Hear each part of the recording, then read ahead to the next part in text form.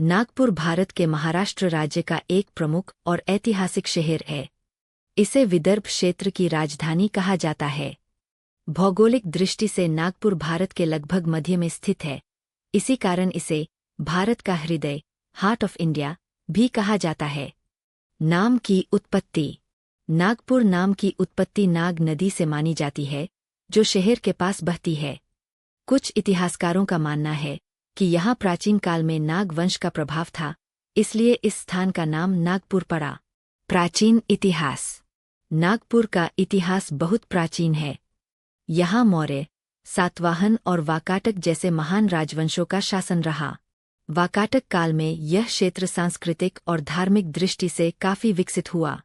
नागपुर और इसके आसपास कई प्राचीन मंदिर और पुरातात्विक अवशेष पाए गए हैं। भोंसले शासन। 18वीं शताब्दी में नागपुर का महत्व तब बढ़ा जब रघुजी भोंसले ने इसे अपनी राजधानी बनाया। भोंसले शासकों के समय नागपुर एक शक्तिशाली मराठा राज्य का केंद्र बना। इसी काल में शहर का सुनियोजित विकास हुआ। ब्रिटिश काल। 1818 में नागपुर ब्रिटिश शासन के अधीन आ गया। ब्रिटिश काल में नागपुर को सेंट्रल प्रोविंसेस की राजधानी बनाया गया। रेलवे, सड़कें और प्रशासनिक इमारतों का निर्माण इसी समय हुआ। 1920 में नागपुर में भारतीय राष्ट्रीय कांग्रेस का अधिवेशन हुआ, जहां महात्मा गांधी ने महत्वपूर्ण भूमिका निभाई। संविधान से जुड़ा महत्व। नागपुर को भारतीय इतिहास में विशेष स्थान प्राप्त है, क्योंकि 14 अक्टूबर 1956 को यहीं पर डॉ. भीमराव अंबेडकर ने अपने लाखों अनुयायियों के साथ बौद्ध धर्म स्वीकार किया।